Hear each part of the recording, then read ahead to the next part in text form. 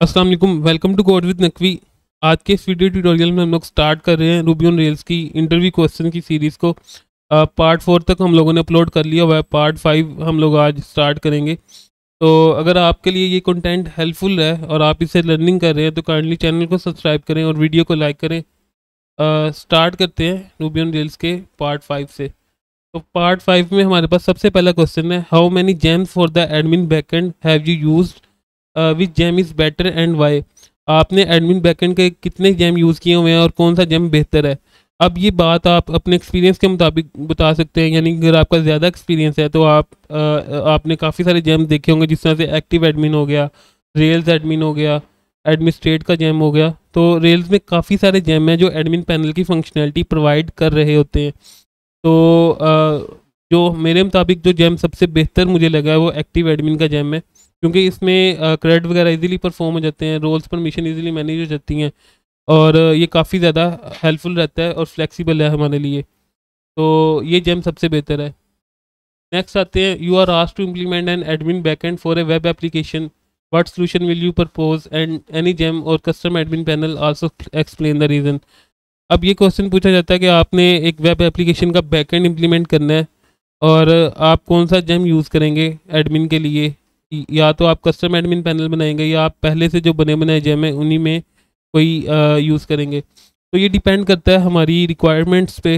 Requirements क्या हैं, अगर तो रिक्वायरमेंट्स काफ़ी कॉम्प्लेक्स हैं, यूआई के काफ़ी ज़्यादा चेंजेस हैं, यानी कि अगर क्लाइंट ने अपना ही कोई एडमिन पैनल डिज़ाइन किया हुआ है फिग्मा फाइल, तो हम कोशिश करेंगे कि हम कस्टम एडमिन पैनल की तरफ जाएँ, जिसमें टाइम कॉस्ट ज़्यादा आएगी, जिसमें टेस्टिंग कॉस्ट भी काफ़ी ज़्यादा आएगी, लेकिन ये है कि हम क्लाइंट की रिक्वायरमेंट को फुलफ़िल कर पा रहे होंगे। लेकिन अगर एक बेसिक एप्लीकेशन है और आपने उसका एडमिन पैनल डेवलप करना है, तो मैं यही रिकमेंड करूँगा कि हम किसी एग्जिस्टिंग जेम को यूज़ कर लें, जिसमें एक्टिव एडमिन हो गया, रेल्स एडमिन हो गया, कोई भी हमें जो बेहतर लगता है हम उसको यूज़ कर सकते हैं। नेक्स्ट क्वेश्चन है हमारे पास, what is difference between save and save note. Save और सेव नोट में क्या फ़र्क है। सेव और सेव नोट दोनों ही रिकॉर्ड को सेव करने के लिए यूज़ होते हैं। एक के अंदर एक्सेप्शन रेज होती है, एक में एक्सेप्शन रेज नहीं होती। यानी कि जब हम डिबग कर रहे होते हैं कोड को, तो अक्सर यूज़र डॉट सेव करते हैं तो हमारा एरर आ जाता है या हमारा रिकॉर्ड सेव नहीं होता और हमें इसकी रीज़न नहीं पता चल रही होती कि ये सेव क्यों नहीं हो रहा। तो वहाँ पे हम यूज़ करेंगे सेव नोट। सेव नोट क्या करेगा कि हमें एक तो ट्रू फॉल्स तो रिटर्न करेगा ही, प्लस हमें ये भी बताएगा कि इसमें ये एरर है या कोई वैलिडेशन फेल हो गई है, तो सेव नोट से हमें पता चल जाता है। सेव नोट हम वहाँ पे यूज़ करते हैं जहाँ पे हम लोगों ने अपने एरर्स को लॉग करवाना हो कि क्या एरर आ रहा है, तो सेव नोट वहाँ पे यूज़ होगा, अदरवाइज हम सेव को ही यूज़ करेंगे। नेक्स्ट हमारे पास क्वेश्चन है, how can you pass params to a mailer action. Mailer action में हम लोग पैरम किस तरह से पास कर सकते हैं। सिंपली जिस तरह से हम एक एक्शन में आर्गूमेंट के ज़रिए पैरम्स पास करते हैं, इसी तरह से मेलर एक्शन में पैरम पास होंगे। हम कंट्रोलर से पैरम्स भेज सकते हैं, या हमारे मेलर व्यूज़ जो होते हैं हम वहाँ से फील्ड रख के नेम, एज, डिस्क्रिप्शन वगैरह वहाँ से भी हम अपना डाटा जो है वो सिंपली मेलर एक्शन में पास कर सकते हैं। तो नेक्स्ट क्वेश्चन की तरफ आते हैं, is it possible to replace the schema dot R B file in rail, if yes how can you do this. तो स्कीमा डॉट आर बी की फाइल होती है रूबी ऑन रेल्स के प्रोजेक्ट में। जब हम रेल्स का प्रोजेक्ट क्रिएट करते हैं या हम किसी एग्जिस्टिंग प्रोजेक्ट पे काम कर रहे होते हैं, तो आपको स्कीमा डॉट आर बी की फ़ाइल देखने में मिलती है। और अगर इसको रिप्लेस करना हो या ये डिलीट हो जाए तो हम क्या करें। तो सिंपली हाल ये होता है कि आप अगर रेल डी बी माइग्रेट करते हैं तो आपकी schema dot R B file automatically generate हो जाती है, या आप स्कीमा का डंप लेते हैं तो तब भी ये जनरेट हो जाएगी। तो आप ये दो मेथड हैं, इनको यूज़ करके अपनी स्कीमा डॉट आर बी की फाइल्स को रिप्लेस कर सकते हैं। नेक्स्ट हमारे पास है action cable. What is action cable. Action cable क्या होता है। एक्शन केबल काफ़ी हॉट टॉपिक है रूबी ऑन रेल्स का, जिसमें हम टू वे कम्युनिकेशन कर रहे होते हैं। जिस तरह से आपने देखा होगा कि व्हाट्सएप पे जो चैट चल रही होती है या फेसबुक मैसेंजर पे जो चैट चल रही होती है वो टू वे होती है, और टू वे जो चैट होती है हम उसको एक्शन केबल के अंदर करते हैं। एक्शन केबल में हम वेब सॉकेट्स का यूज़ करते हैं जो टू वे कम्युनिकेशन को इनेबल करती हैं। उसके अलावा चैनल्स को सब्सक्राइब करते हैं। एक्शन केबल का एक पूरा प्रोसेस है जो आप रूबी ऑन रेल्स की डॉक्यूमेंटेशन में जाकर देख सकते हैं, या आप ये सर्च कर लेंगे आपने एक मैसेंजर चैट बॉक्स बनाना है तो उसमें भी एक्शन केबल का यूज़ होगा। तो आप इसको इस तरह से क्लियर कर सकते हैं। How can you implement user authentication using device and JWT, explain the process of it. अब हम लोगों ने डिवाइस और डिवाइस JWT को यूज़ करना है ऑथेंटिकेशन के लिए। इसकी ज़रूरत कब पड़ती है? रूबी ऑन रेल्स में तो इसकी ज़रूरत नहीं होती।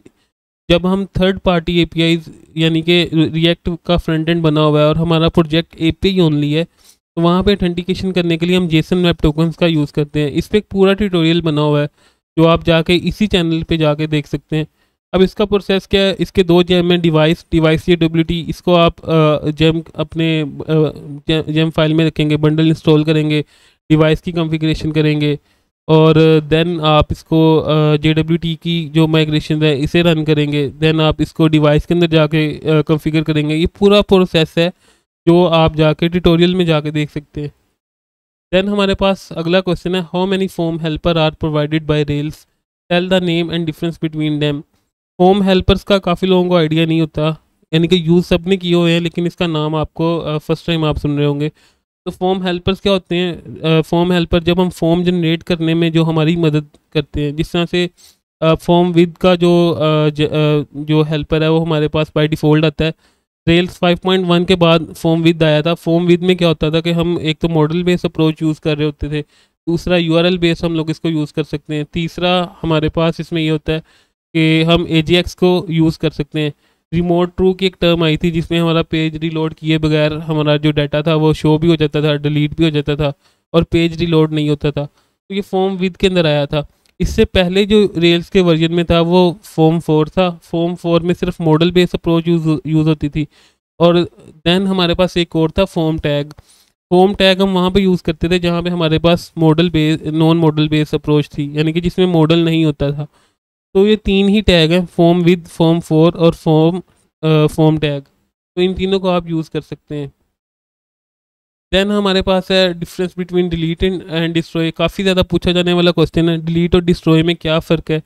डिलीट हम लोग यूज़ करते हैं जहाँ पे हम लोगों ने हार्ड कोडेड कमांड रन करनी हो, यानी कि इसमें ये होता है कि कॉल बैक्स रन नहीं होती, और डिस्ट्रॉय में हमारी कॉल बैक्स रन हो रही होती हैं।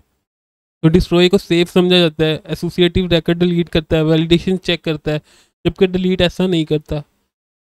तो यही इनका फ़र्क है। नेक्स्ट हम आते हैं लास्ट क्वेश्चन की तरफ। How do you organise your controller, tell me about the way that you can make controller thin. हम कंट्रोलर को किस तरह से थिन कर सकते हैं, यानी कि एक कंट्रोलर में काफ़ी ज़्यादा कोड लिखा हुआ है और जिसको आपने कम करना है। तो इसमें जो टिप्स हैं वो मैं आपको बता देता हूँ। सबसे पहले तो हम रेस्टफुल अप्रोच यूज़ करेंगे जिसमें हमारी जिसमें index, show, create, new, destroy ये मेथड होंगे।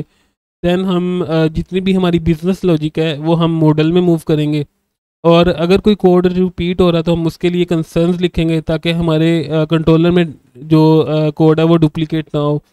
और अगर हमारी बिजनेस लॉजिक काफ़ी ज़्यादा है जो कि हैंडल नहीं हो पा रही, तो फिर हम सर्विस ऑब्जेक्ट्स का यूज़ करेंगे। तो ये कुछ टिप्स हैं जिनके ज़रिए हम अपने कंट्रोलर को थिन कर सकते हैं।